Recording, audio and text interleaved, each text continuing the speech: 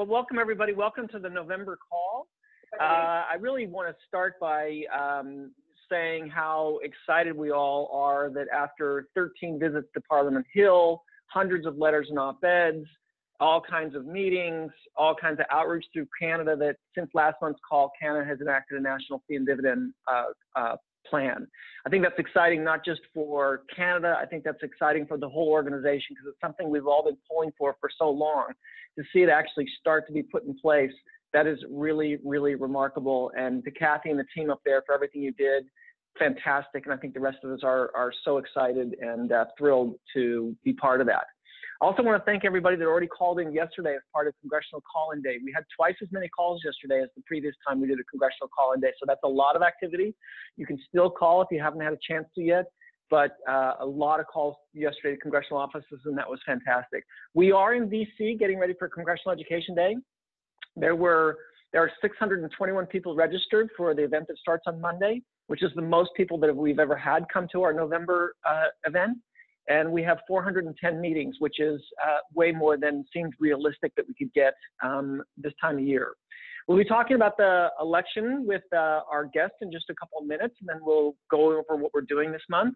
And I know that there's obviously things that people are probably excited about, and things that you're disappointed about, and things that you're relieved about. And I think as an entire organization, I would bet almost all of us disappointed that Carlos Cabello was not able to win re-election. We have invited him to come to the reception Tuesday night, so we can really, thank him for how great he's been and for his leadership and his courage. And I certainly hope he makes it. I don't know if you've ever been in a congressional office after they lose an election, but it's not a happy place. And so, we've extended the invitation. We'll continue to extend the invitation between now and Tuesday, but I certainly hope he can get there so that we can really thank him on behalf of our organization for just the extraordinary courage and leadership over the last few years in building the Climate Solutions Caucus. Okay, so our guest today, Dr. Anthony Leiserowitz from the Yale Program on Climate Change. Dr. Leiserowitz is an expert on public opinion and public engagement with issues of climate change and the environment. His research investigates the psychological, cultural, and political factors that influence environmental beliefs, attitudes, policy, support, and behavior. But here's what I want to say about Anthony. We have a lot of organizations, a lot of people that we work with very closely, but we have a small set of people that are particularly important to our organization, and so we reach out to them more often than just about anybody. So I would include in that subset Catherine Hayhoe, and James Hansen, and Hari Hahn, and Bob Inglis. And Anthony Leiserowitz is one of those people. Because of how good their work is, how important their work is, we reach out to Anthony just a little bit more often. And we really wanted him to be on this call coming out of the November election, and he actually rearranged some things to make that possible. So Anthony, thank you so much. It's great to have you here, and welcome to our November call. Thank you so much, Mark, and it's a pleasure to be with everybody, and wonderful to see how many people are coming to DC, as well as are online. It's a real testament to this entire team and crew over the years of just how incredibly you've grown. So congratulations to everyone. Let me share my screen, and let me make sure that people can see it. So Mark, can you see my screen? Yep, we can. Okay, yep. And you can hear me okay? Yep. Okay, great. All right, so just to kind of extend that introduction just a bit, so I direct the Yale Program on Climate Change Communication, and we're trying to study how Americans are responding to this issue. So what do they understand? What do they misunderstand about the causes, the consequences, and solutions? How do they perceive the risks of climate change? What kinds of policies do they support or oppose? And what kinds of behaviors are Americans engaged in around climate change and energy, including political behavior? So not just consumer behavior or energy use and so on, but political behavior. So we've been spending a lot of time trying to understand what leads some citizens to, like you, roll up their sleeves and say, I'm not going to stand on the sidelines and watch while the world burns. I want to get involved and do what I can to get larger systemic and political change. So I'll touch on that as part of this presentation. The other thing I'll say is we've been doing this now for well over a decade, and I'll be sharing some of those larger trend lines, because While we do a little bit of work in the electoral space, that's not really our main interest. Our main interest is the larger scale and longer term trends in public opinion, if I can use the term, the political climate of climate change. Because in our view, the more that political climate within America as a whole, within each of the states, within each of the congressional districts, within every city and jurisdiction in the country, as that political climate shifts, we will see wins more frequently, those wins will go farther, and they will be more sustainable. So really our primary interest is that larger shifts in overall public opinion and engagement, which I'll touch on here in a moment. Okay, so let me just quickly give you a sense of where we are at this moment. And that's again drawing on this decade's set of studies that we've been doing called Climate Change in the American Mind. This is a nationally representative survey that we conduct twice a year. And we're just about to go into the field with our next survey. So please stay tuned because we will have fresh data that are really hoping will help tee up the new Congress that will be sworn in come January in terms of where Americans are, what kinds of policies they're really interested in. So let's start at the beginning with how are Americans engaged with this issue right now? So first of all, we've been tracking how Americans do they even believe that climate change is happening? And if you'll see back in 2008, and here you're seeing all of these different surveys that we've conducted over time. And back in fall of 2008, we hit kind of a high water mark when 71% of Americans did accept that climate change was happening. But then we saw a huge 14 percentage point drop. Here, let me just switch it to this. And Anthony, can you go to full, oh, there you go, full screen. Thank you. That's exactly what we were looking for. Thank you. You bet. Okay. So we saw a big 14 percentage point drop. This was coincident with the rise of the Tea Party, which is the power of organizing, which is the power of a small group of people who come together and say this issue and these set of issues really matter to us. Those issue publics is the critical political science term. Those have enormous influence on the American political system. And I would put CCL right at the top of those organizations that are now organized around trying to build such an issue public for climate change. I'll come back to that later. So we saw that the Tea Party had this huge influence on American overall public opinion about climate change that then slowly worked its way back up until we're now basically back where we were in 2008. Okay, the context, of course, though, is very different today. This is the Trump administration versus where we were back here when it was the beginning of the Obama administration. Okay, but we still have plenty of room to grow on. 70% is okay.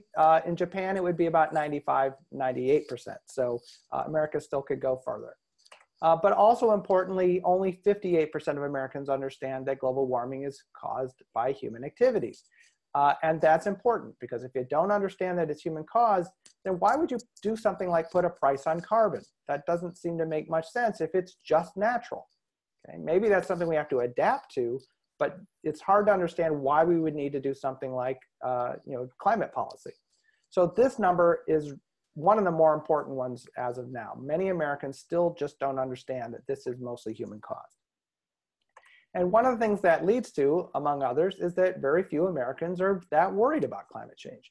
So one thing that needs to be said is that we are at kind of an all-time high. So that's good. At 21% now who say that they're very worried. That's better even than we were back in 2008. But it's only 21%. And that's because many Americans still think of climate change as a distant problem. Distant in time, that the impacts won't be felt for a generation or more, and distant in space. This is about maybe some polar bears or maybe developing countries, but not the United States, not my state, not my community, not my friends, not my family, or any of the people and places that I care about. And as a result, it's seen as psychologically distant. Just one of those other issues that's out there. Maybe I kind of wish somebody would do something about it, but it doesn't seem that urgent. It doesn't seem that important compared to many other issues. So this is also a fundamental concern or our need within the American public is to understand that this actually is a really serious issue and it's something that we cannot wait a generation to deal with. So also one of the most important measures you can look at is this sense of national priority. And so we've been tracking this again over many years. And here's the number of people who say global warming should be a very high priority for the next president and Congress. And what you can see here very clearly is this partisan split. Among Democrats, Democrats have really a very stark, strong upward trend in concern about this issue and saying this should be one of the top priority issues for our federal government. Independents have also more than doubled since basically the bottoming out in about 2012. And that's also an encouraging sign, though not as strong as you see among Democrats. But among Republicans, you know, there was this drop. It stayed pretty level. It's been coming up just a bit in the past couple of years, which I think is important to see. But overall, it's just far, far lower than it is for either Democrats or independents. And this is why engaging Republicans constructively on this issue is still a fundamental need. But another way to look at this, and I know this is a complicated slide, but this is I'll walk you through it, and it's pretty simple, really. Back in March, back in the primaries, we asked how important will global warming be to your vote in the 2018 congressional election?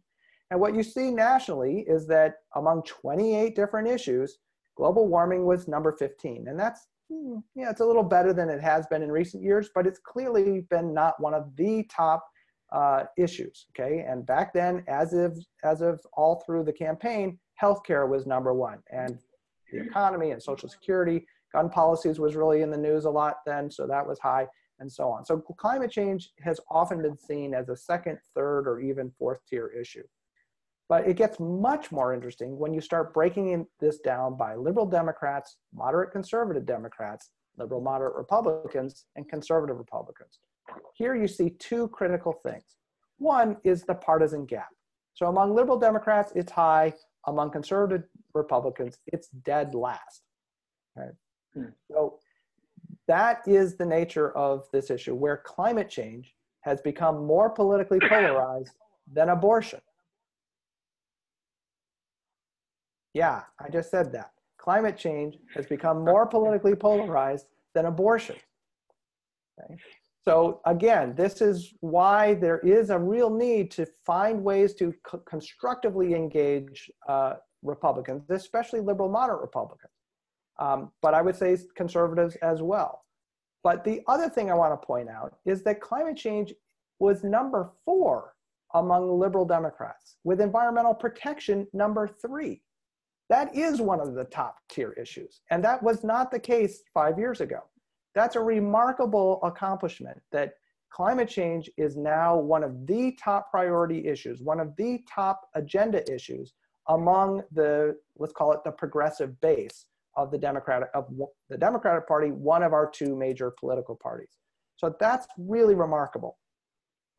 Now, granted, that partisan split needs to be, this gap needs to be crossed, but this is something that's really quite impressive. And of course, will have consequences now that Democrats have taken control of the House.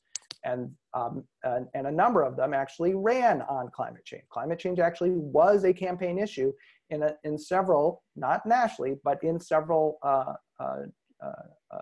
districts across the country. And of course, Democrats are going to do a number of things, including reconstituting a committee, a select committee on climate change. So there will be new hearings about the science and the impacts and the vulnerability of the country, as well as beginning to lay the foundations of policy, which could happen perhaps in the next 2 years, though I wouldn't hold my breath. But certainly in terms of laying the grounds for what could happen in 2021, when we have a new president and, of course, a new Congress.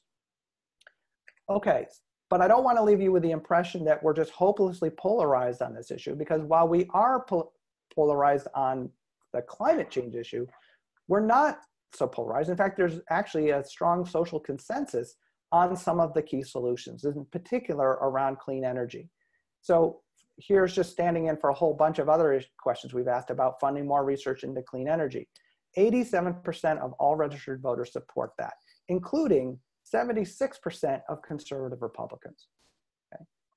Likewise, generating renewable energy on public land, overwhelming public support, including by conservative Republicans. Providing rebates for people who purchase energy efficient vehicles or solar panels. 73% of conservative Republicans support that. Even regulating CO2 as a pollutant, you'll find 61% of conservatives supporting that. It isn't until you get to renewable portfolio standards, which is essentially government telling business what to do, that conservative Republicans become less than half. So the fact is that when it comes to some of the solutions, there's actually much more political consensus in this country than you might otherwise expect. And then this also is a question that we've been tracking for many years. Now, this doesn't, of course, perfectly align with the key policy that CCL has been focused on, of a fee and dividend type approach, but this is related. And what we have found consistently is that Americans say that they are willing to require fossil fuel companies to pay a carbon tax. And yes, we use the word tax. Don't run away from that, because that is what opponents are going to label anything, as the advocates in Washington just learned, is that you can call it a fee, but they're going to call it a tax, and they're going to spend millions of dollars trying to call it a tax. So you better be able to win even when your opponents call it that. To pay a carbon tax and use the money to reduce other taxes, such as income taxes, by an equal amount. 71% of all registered voters support that, including overwhelming numbers of liberal Democrats, moderate conservative Democrats, even liberal moderate Republicans, and about half of conservative Republicans, which is remarkable. However, I will also point out that these opinions, this policy support, is relatively weakly held. This isn't like something deeply held that people have strong, firm opinions that are unchangeable.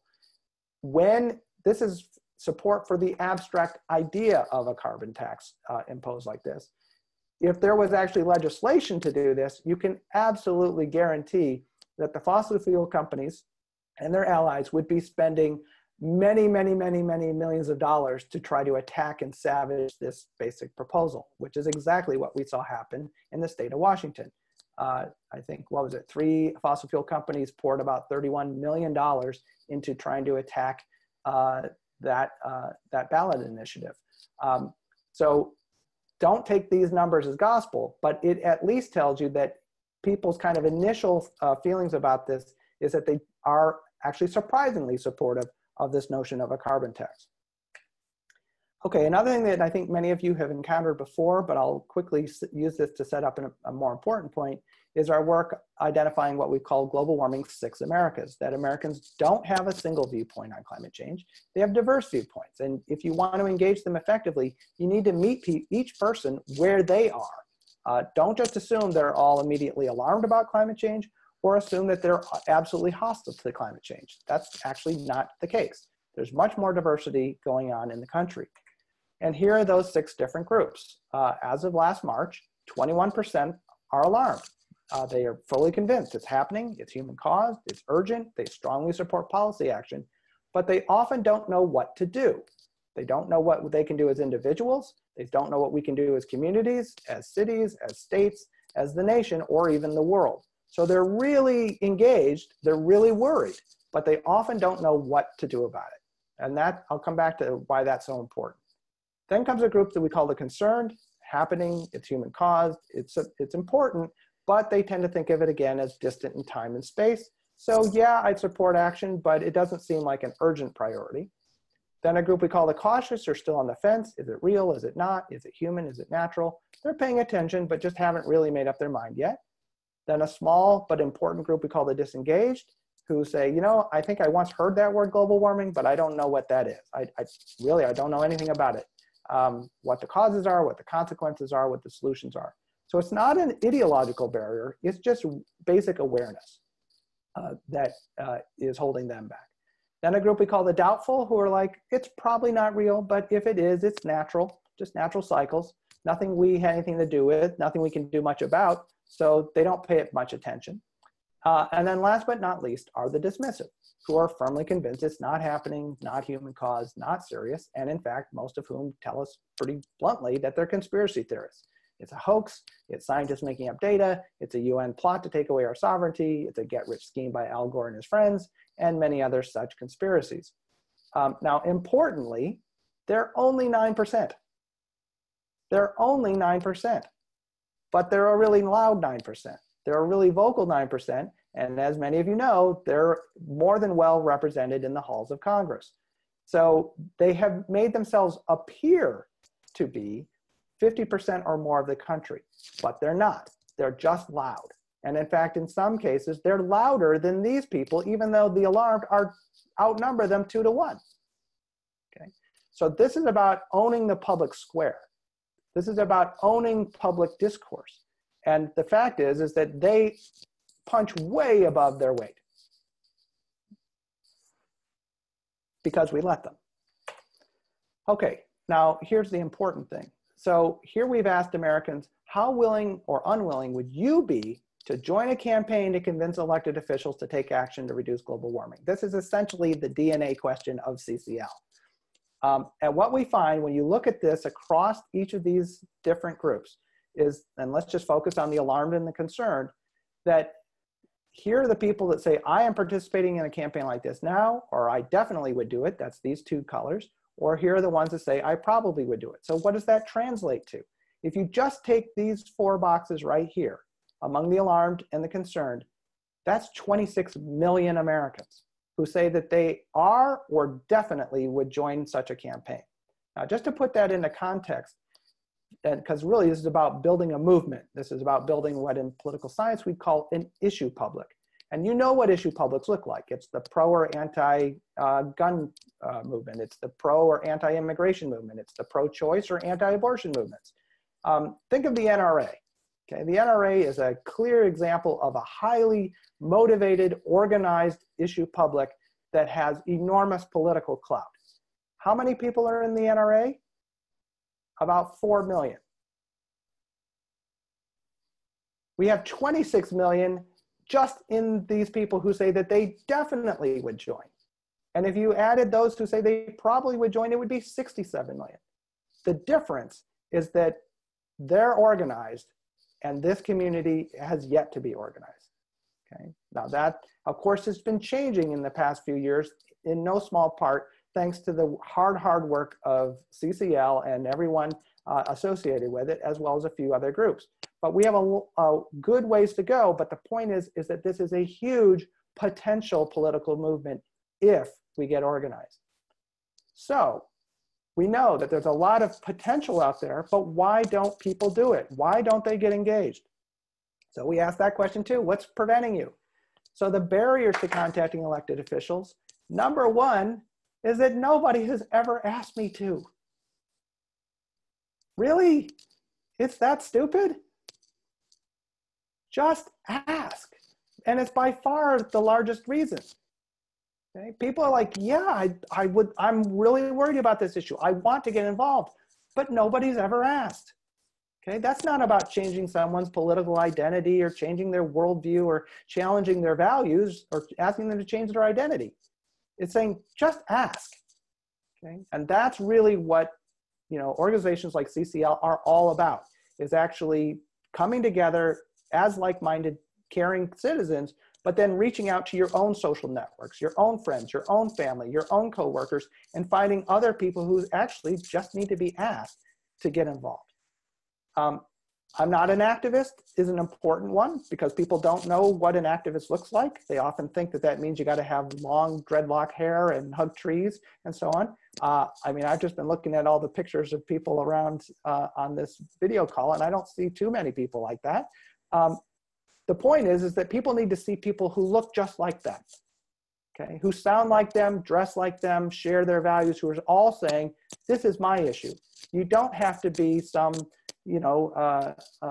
radical in their mind of what an activist is. Wouldn't make a difference is also really important, that people need a sense that this actually will make a difference. And that's why being a member of a group like CCL is so important, because you're constantly hearing about the successes of all your other members. You're all experiencing that yourselves, whether it's getting another meeting with your local officials, whether it's getting another op-ed published in the local paper, and so on and so forth. And as well as the big ones, like the success you just had in Canada. Having that sense that this kind of work actually makes a difference makes a really big difference in terms of becoming active. And then I don't know who to contact and I wouldn't know what to say. Well, that's exactly what CCL teaches you, right? it's exactly, right? You're going to organize around your elected officials, and here we're going to tell you exactly what to say. So the point is that there's this tremendous potential in this community. It's just about finding those people, recruiting them, training them, and then deploying them as effectively as possible. Okay, the other thing I wanted to quickly give you an idea of is the tools that we've made available. And so I'm going to drop out of this. Hopefully, there we go. And let's make this.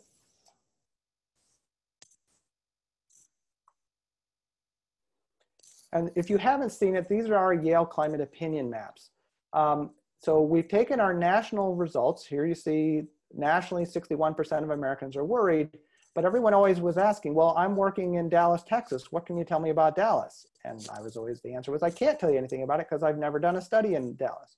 So we've developed this tool that's available online at our website. You can see right there, where you can come and take a look at what's going on where you live, where you're working.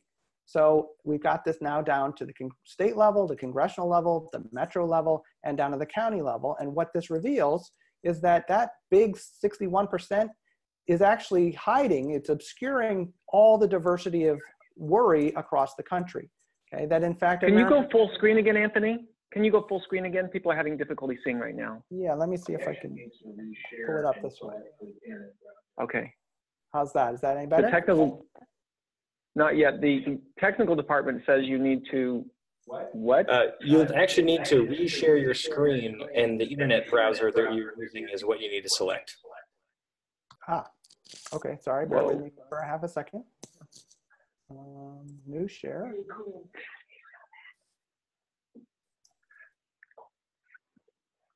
How's that? Yep. Okay, sorry. Yep. Okay, great. So, so what you can see here is that there's actually tremendous diversity in how Americans are worried about this issue across the country. Now, we could go into this for a long time, but we're not going to, because I want to instead show you some really important things about what's going on. So I know everyone's immediately looking at, well, here's where I am. I'm going to switch to congressional districts, which simplifies things just a bit. So again, you see there's a fair amount of differences in the way people are worried about climate change. But here's that risk perception piece again. So harming future generations, all Americans everywhere think global warming will harm future generations. Okay, how about harm people in the United States? Not so much. How about harm me personally? Much less, okay? And if you didn't notice, the bluer, the fewer the proportion, the darker red, the higher the proportion of people, okay? So again, many people just don't see this as personally relevant, and that's why it's so important to help people connect the dots between climate change and their own lives. But the other thing I wanted to point to are some of these. Again, solutions: overwhelming support for clean energy everywhere in America. There isn't even in these districts in northern Texas, 78% of people support this, okay? So that again illustrates how much consensus there is on some of this. But the other thing, and you can see lots of things here, here's requiring fossil fuel companies to pay a carbon tax. Again, majority support everywhere in the country. But here's where I really want to just end this particular piece, and that is, how often do we discuss global warming?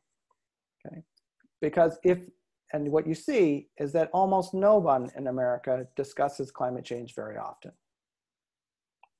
And even worse, how often do you hear about it in the media? Very rarely, okay? This is really important because what we've identified is that this is part of the spiral of silence, that if people aren't talking about climate change, if you don't hear about climate change, how important can it be? Okay, and just to give you a very concrete example, none of you had ever heard the word, at least in this context, caravan until about 2 or 3 weeks ago. And suddenly that became something that everybody was talking about, and that was clearly being used to try to whip up votes, especially among Republicans, okay? Now suddenly that word has disappeared, and I can guarantee you that caravan was suddenly an important political agenda item leading up to the election, and it's going to completely disappear from most of political discourse moment. It already has disappeared from much of this. And that's the point. If we're not talking about the issue, how important can it be? And that's why I think one of the most important things CCL members can do, other than obviously lobbying for the big policy asks that you are continuing to focus on, is just to get people talking about it where you live. How do you get your own friends and family talking about it? How do you get other people in your community talking about it? This is so, so important. And one resource that we at least have tried to bring to this, and that we hope can support you in getting climate change talked about where you live, is our own national radio program called Yale Climate Connections. Here's the website, which you can certainly come visit, but this program tries to connect the dots with just 90-second daily stories, a brand new one every day, Monday, Tuesday, Wednesday, Thursday, Friday, helping Americans understand that climate change is here and now, that in fact the impacts are happening right now. Here's just our current page, but likewise the stories of solutions, okay? And they're incredible solutions. I personally find these so inspiring because of what everyday people are doing all across the country to solve this problem. This program now plays on over 500 stations across the country, okay? And here's just a map of where that is. So I would just suggest that if it's not playing on your own favorite public radio station or college station or community radio station, take a look, see if you like this, and then ask them to air it, because it's a way of getting this daily into the conversation, at least among the public radio audience, which turns out to be a really important opinion leading audience. And by the way, it's not just liberal Democrats. Conservatives listen to public radio as well. So anyway, this is just one way, and I really encourage you to think of lots of other ways that beyond the occasional letter to the editor, that you can bring climate change into daily conversation as much as possible in your own districts, because that helps shape the political environment in which your elected officials are making decisions. And with that, thank you very much. Wow, Anthony, thank you so much. And could you just remind everybody how to get access to the resources that you just mentioned? Because I know there's a lot of people that are going to want to get the radio show posted, and they're just going to want just a reminder of how to get to the other data points. Sure. So YaleClimateConnections.org is one easy way to get to that and to visit that. And then our own website here, Yale Program on Climate Change Communication. You can reach right here at climatecommunication.yale.edu. And you'll find lots and lots of resources beyond the maps.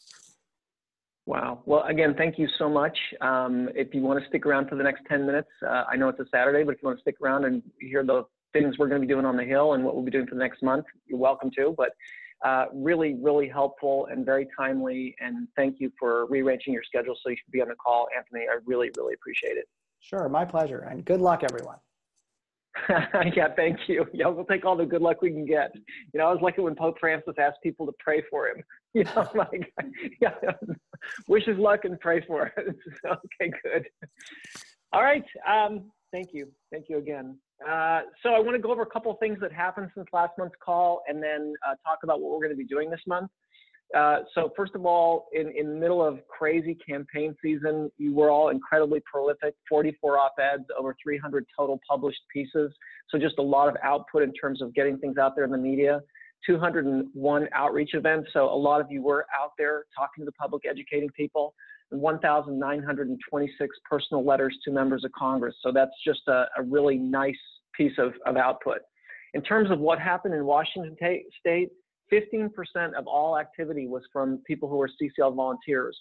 And the number one caller, the person who made the most calls of anybody, was a CCLer and 3 of the top 10. So a lot of people put in an enormous amount of effort there. As Anthony said, there was over $30 million spent by the fossil fuel industry. Even with that $30 million, we got a higher percentage of the vote this time than we did last time. So that was a really, really nice effort. And then with CCLers published 45 letters to the editor in 20 papers on this issue alone. So that was pretty remarkable. And then we got a note from our Washington State coordinators, Louise and John, and they were just kind of recapping what happened and, you know, in some cases licking our wounds and sometimes being excited about things and not being excited. And they wrapped it up by saying, yeah, all that happened and we put all that work in, and you know what we need to do now? get back to work. It was just such a beautiful communication. And Louise and John, thank you for that. That helped me because, you know, we put a lot into this and we wanted to succeed. And I was just happy to see that your response was, okay, let's get back at it. So here in Washington, D.C., we have 620 people coming to Capitol Hill. We'll be on the Hill the first day after Congress is back in business after the recess for the election. We have 410 appointments. There's over 80 people we won't see, but we've got over 80 new friends out there, new people that got elected to the House or Senate. And so part of what we're hoping you'll be doing in your meetings today, if you have one of those people, is beginning to strategize.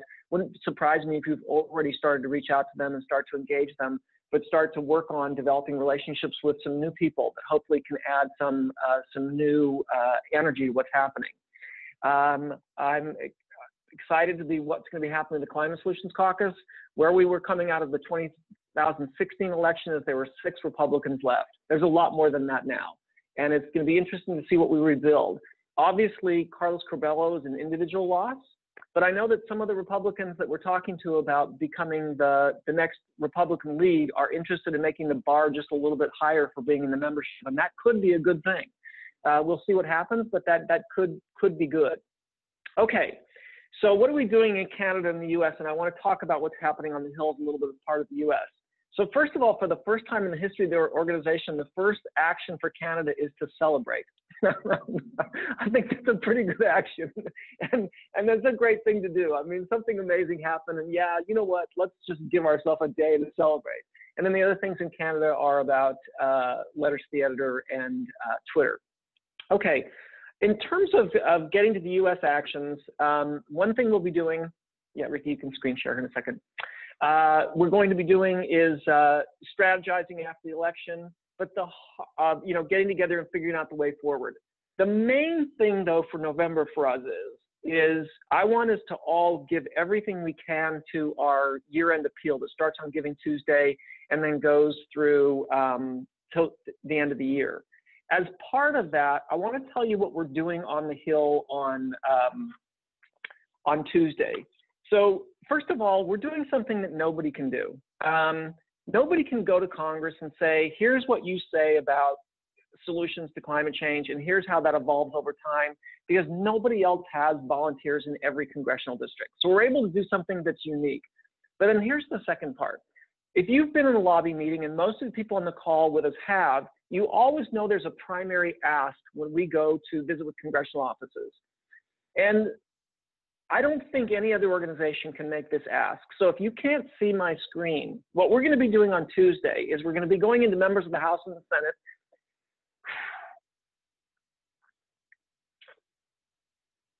And we're going to be asking people to make the climate a bridge issue, not a wedge issue.